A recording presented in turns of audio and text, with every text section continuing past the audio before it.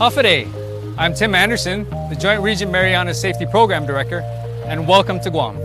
Guam is a tropical island, home to Andersen Air Force Base and Navy Base Guam. Its average temperature is about 85 degrees, but it fluctuates from the low 70s to the high 90s. It is also a popular tourist attraction due to its plethora of ocean activities, ranging from stand-up paddleboarding, scuba diving, snorkeling, or even just leisure swimming. But with all those activities comes with a high potential for a mishap. Guam averages about 50 water rescue operations a year, and unfortunately, about 1 fatality per month. So please pay attention to this video because it's packed with information that will save your life.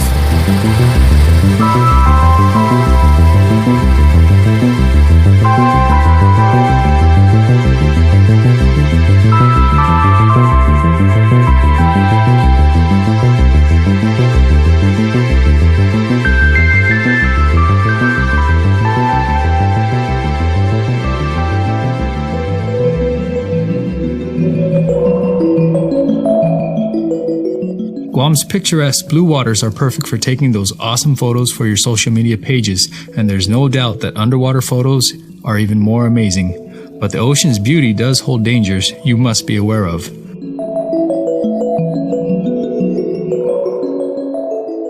Before entering the water, you should be able to recognize hazards such as currents, as they are particularly dangerous for even strong swimmers. There are 3 different types of currents. The first type is the longshore current.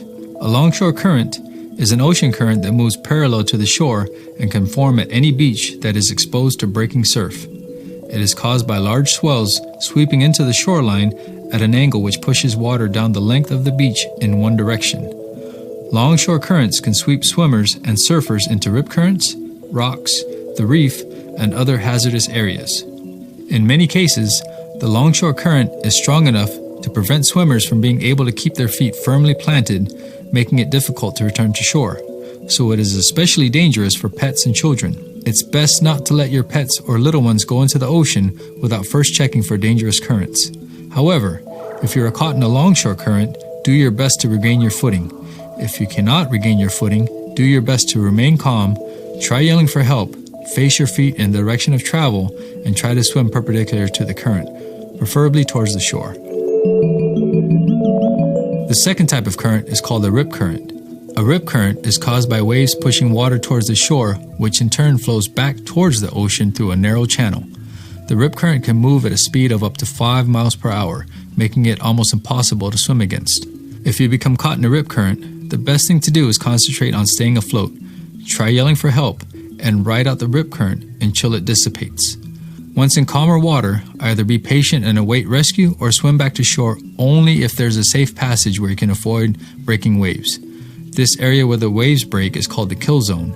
The waves in the kill zone can slam you on top of the reef or suck you under the surface. This is because part of the wave breaks at the top and most of the water actually tucks under the reef, creating a washing machine effect. The next type of current is an undercurrent, which is a flow of water that moves below the surface of the ocean, much in the same fashion as a rip or longshore current, only under the surface. If you feel an undercurrent, stay close to the surface and swim towards the shore. The last bit of advice is if you're on the beach and see somebody else caught in a current, call for help from a lifeguard or call 911. Don't immediately dive in and swim out to the person. It's too risky and you yourself may be caught up in the current. Seek professional assistance and only try to attempt rescue if you have a raft or some other type of flotation device that can safely support 2 people. Now that you're aware of hazardous currents, let's talk about dangerous sea life that you may encounter in any beach on Guam.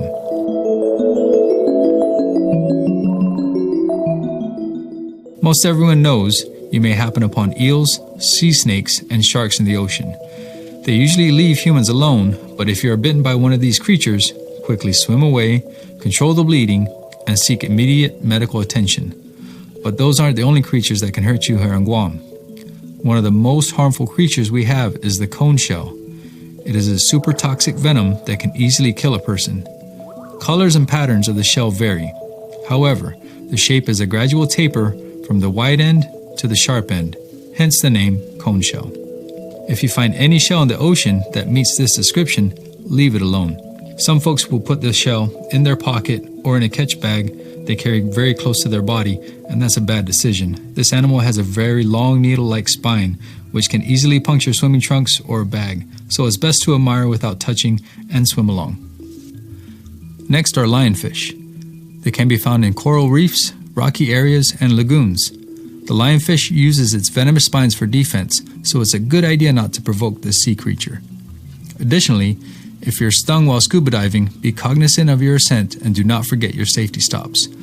Once you surface and are able to, remove anything obstructing the affected area, remove spines, clean and disinfect the wound, control any bleeding, and apply hot water or heat.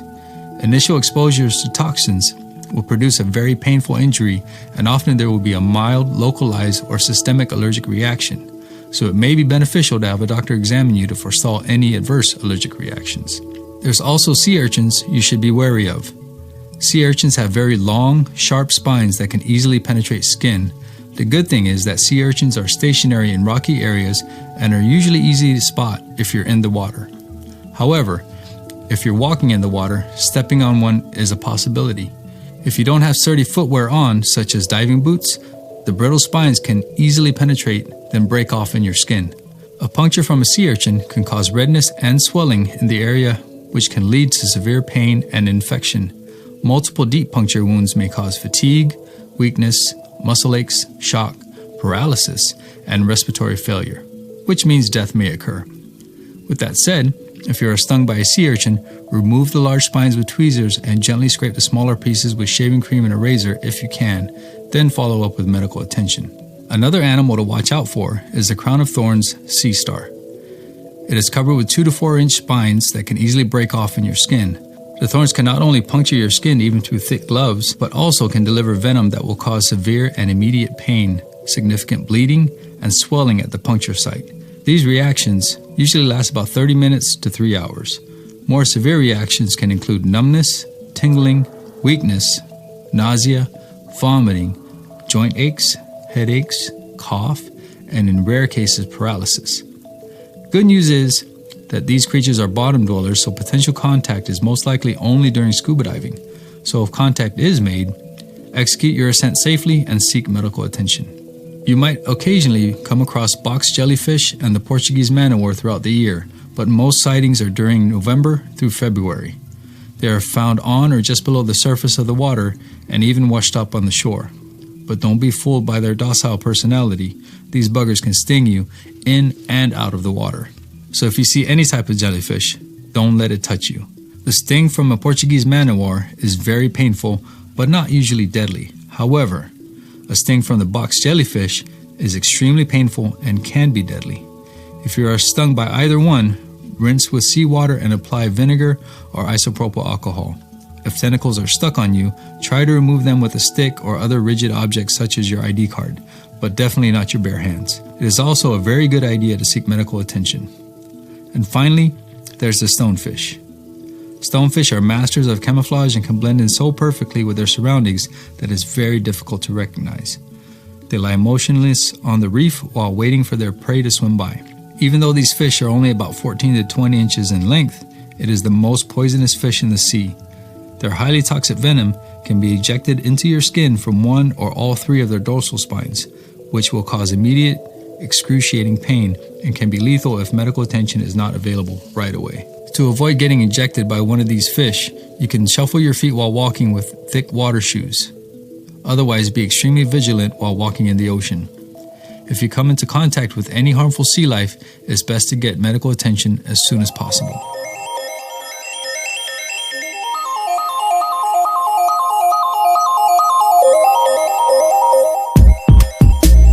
Guam averages 1 water-related fatality a month. Each star depicted on this map represents a drowning. The biggest thing to remember is that any beach on Guam has the potential for a mishap. Some beaches and activities on Guam pose a higher risk.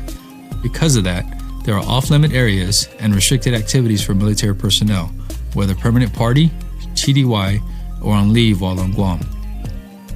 Shark's Hole, located north of Tangisan Beach, and water entry on the ocean side of the cliffs of Paget Point is off-limits. Reef walking is prohibited at all beaches around the island.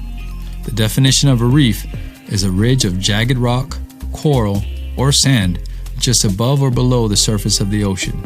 Guam's reef is very sharp and is also where waves break. Even waves that are only a foot or two high still have the momentum and power to knock you over. This is when injuries occur that can lead to a drowning. Also prohibited is jumping or diving from cliffs, rock formations, trees, or other elevated places into the ocean. Underwater exploration of caves or caverns partially or fully submerged is a no-go. For this purpose, impermissible underwater exploration is defined as the swimming with or without scuba gear in underwater environments where there is a possibility of entrapment or restricted egress, meaning the swimmer or diver cannot swim vertically to the surface or exit the underwater environment. This can also be referred to as cave diving or underwater spelunking. The exception to this prohibition is if the diver is trained, certified, and properly equipped to safely accomplish the event. Contact Installation Safety by dialing 339-SAFE for the Naval Base Guam Safety Office or 366-SAFE for the Andersen Air Force Base Safety Office for further information on off-limit areas and restricted activities.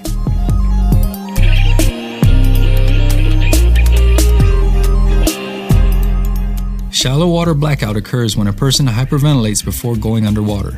This condition is often experienced by snorkelers or freedivers. The breathing reflex is controlled by the level of carbon dioxide in the bloodstream. Hyperventilation decreases the amount of carbon dioxide, delays the breathing reflex, making it possible for someone to hold their breath until they go unconscious. This usually happens in shallow water when someone is ascending from their dive. The safest practice is to avoid the kind of overexertion frequently associated with hyperventilation and to know your limits. If you really want to stay underwater longer, perhaps take up scuba diving lessons.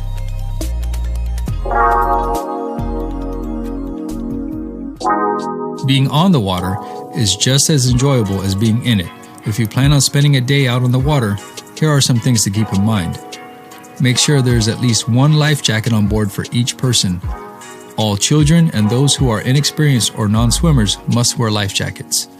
Ensure the boat is equipped with the required visual distress signals such as flares and lights. Being able to signal rescuers can mean the difference between being found or not. If operating the boat offshore, make sure it is equipped with a working radio. Although CB radios are popular, their power and range is limited to a distance of 3 miles. The preferred radio to carry is the VHF FM radio all Coast Guard units monitor, which has a range of more than 50 miles. In addition to radio, many commercial and recreational boats must carry an emergency position indicating radio beacon. The EPIRB is a small radio transmitter designed to transmit the international distress signal. Boats, airplanes, and even satellites can pick up the signal. Those receiving the signal relay it to the nearest rescue agency, which uses the signal as a homing device to pinpoint the location of the international distress signal. Also, file a float plan. Let someone on land know where you'll be going, when you're leaving, and when you expect to return. Carry extra fuel, food, and water, and any tools you may need to make repairs if a mechanical difficulty arises. Make sure the boat has an adequate anchor and line suitable for use in the area. Remember, ocean floor drop-off can be severe and very deep. Don't operate a boat in designated swimming and diving areas, and don't operate a boat if you're drinking alcohol or taking medications. Knowing where you're going and weather conditions before you head to the beach is always good practice. Keep a cell phone with you at all times if possible. Contact the local dive shops for information on areas you intend to scuba dive or snorkel.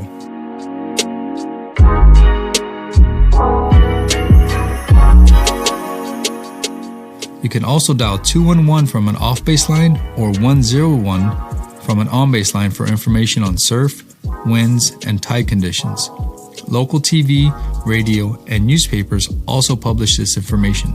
The U.S. Coast Guard also has an app you can download on your phone that enables you to request emergency assistance through GPS coordinates, report a hazard or pollution, and much more.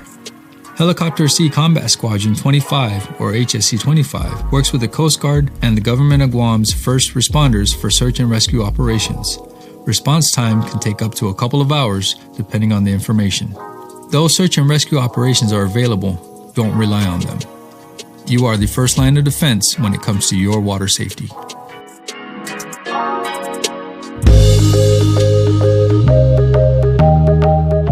It's It's a very safe practice to inform others, such as family members or friends, if you plan a day on the water and where exactly you'll be, how long you plan to be in the water, and when you plan to return so someone can call for help if you're overdue. Be sure to notify them once you get out of the water. Remember these tips as well. Swim only where lifeguards are present or where it is safe for swimming. Never swim, snorkel, or dive alone. Always have a buddy with you and keep an eye on each other. While in the water, wear protective footwear to prevent painful coral cuts or stepping on sea urchins. Wearing hand protection is a good idea as well. Wear fins when you snorkel.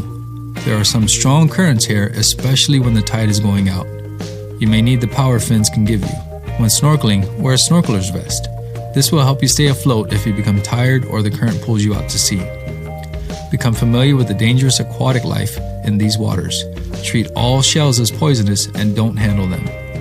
Cancel snorkeling, diving, or boating plans when weather forecasters have issued hazardous surf or small craft warnings.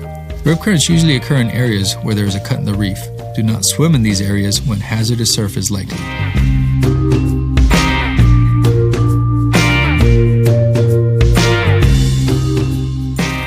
So now you know, Guam's beautiful ocean has many potential hazards. But with a few safety precautions, you can make your time here on Guam unforgettable and most enjoyable. And above all, be smart and stay safe.